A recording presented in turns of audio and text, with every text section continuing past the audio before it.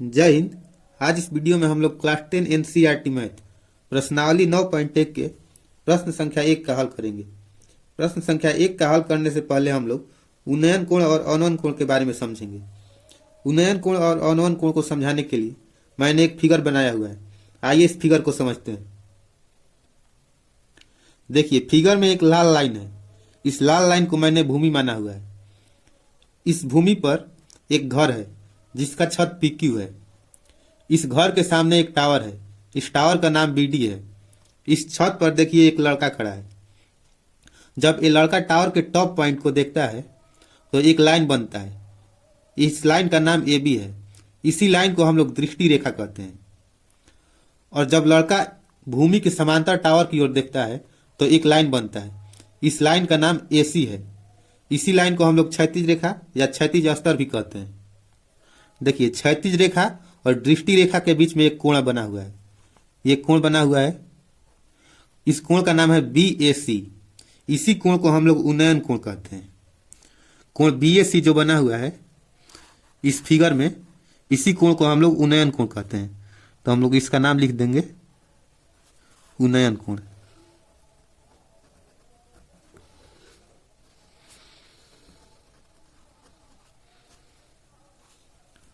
देखिए, कोण बी ए सी जो है वो उन्नयन कोण है। जब यह लड़का टावर के सबसे निचले हिस्से यानी कि पॉइंट डी को देखता है तो एक लाइन बनता है। इस लाइन को मैंने एडी रखा हुआ है। इस लाइन का नाम एडी रखा हुआ है। यह भी लाइन एक प्रकार का दृष्टि रेखा हुआ क्योंकि लड़का इसी लाइन के तहत देख रहा है। और देखिए, क्षैतिज रेखा यहाँ बना हुआ है पहले से।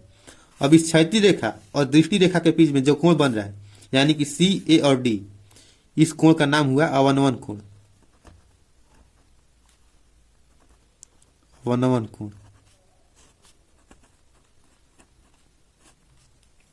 कितने बार हम लोग उन्नयन कोण और अवनयन कोण में कंफ्यूज हो जाते हैं। तो देखिए, इसका याद करने का तरीका यह है, उन्नयन कोण को हम लोग उन्नति से कंपेयर करेंगे।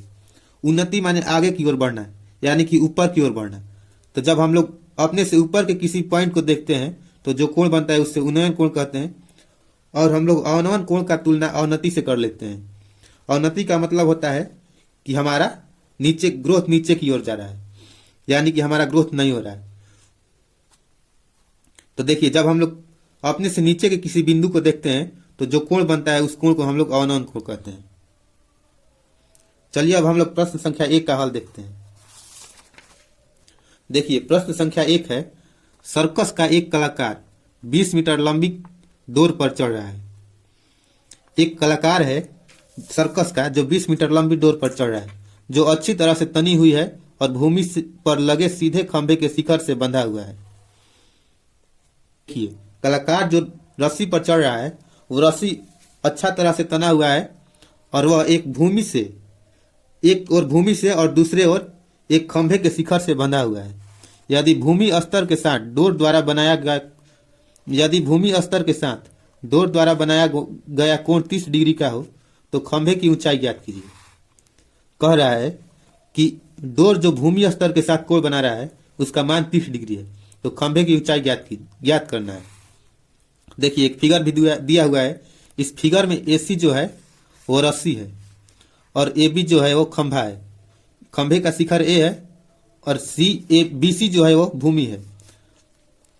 और रस्सी भूमि सी से और खंभे के शिखर ए से बना हुआ है और यह तना हुआ है। तो हमें खंभा ए बी का ऊंचाई ज्ञात करना है। देखिए, हल करने से पहले हम लोग जो फिगर में दिया हुआ है उसे लिख लेंगे। फिगर के अनुसार एक रस्सी ए सी खंभा ए बी के शिखर ए से तथा भूमि के एक बिंदु सी से बंधा हुआ है। देखिए, ए बी एक खंभा है जिसका शिखर ए है और भूमि पर कोई पॉइंट सी है जिससे एक रस्सी ए सी बंधा हुआ है। रस्सी भूमि से 30 डिग्री का कोण बनाता है। अब हम लोग को खंभा का हाइट ज्ञात करना है। हम लोग मान लेंगे कि खंभा का हाइट h है। देखिए, ए बी सी एक समकोण त्रिभुज है और समकोण त्रिभुज में हम लोग जानते हैं अगर कोई किसी कोण के लिए लंब ज्ञात करना हो तो उस कोण के सामने का भुजा जो होता है वो लंब होता है और उस कोण से संलग्न जो भुजा होता है वो आधार होता है। तो कोण सी के लिए जो सामने का भुजा है ए बी, इसलिए यह लंब हो जाएगा। तो यानी कि लंब और देखिए एसी जो कर्ण है उसका मान दिया हुआ है 20 मीटर। अब हम लोग लंब और कर्ण में संबंध देखेंगे कि किस त्रिकोणमितीय अनुपात में लंब और कर्ण का संबंध होता है। हम लोग जानते हैं कि साइन थीटा बराबर लंब बटा कर्ण होता है। तो साइन थीटा के सूत्र से हम लोग एच का मान निकाल लेंगे। देखिए यहाँ ए बी को हम लोगों ने एच मान लिया है और एसी का मान 20 मीटर दिया हुआ है। ए बी जो है वो लंब है और एसी है कर्ण। हम लोग जानते हैं कि साइन थीटा बराबर लंब बटा कर्ण होता है, इसलिए हम लोग साइन का फॉर्मूला लगाकर एच का मान निकाल लेंगे। तो लिखेंगे साइन ए बराबर लंब बटा कर्ण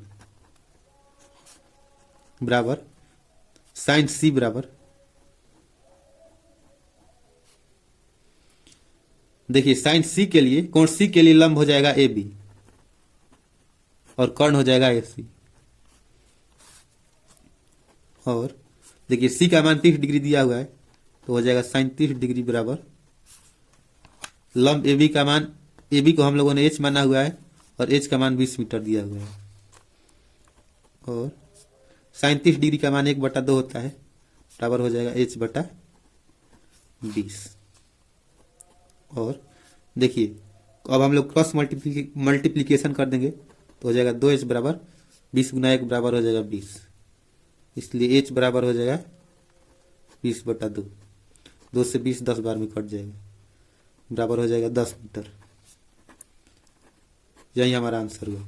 यानी कि खंभा का लंबाई जिसको हम लोगों ने h माना है उसका मान 10 मीटर है।